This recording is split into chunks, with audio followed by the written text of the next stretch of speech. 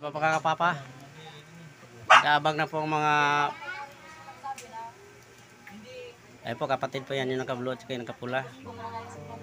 Dahil may kaguluhan po dito sa loob sa kapitbahay namin.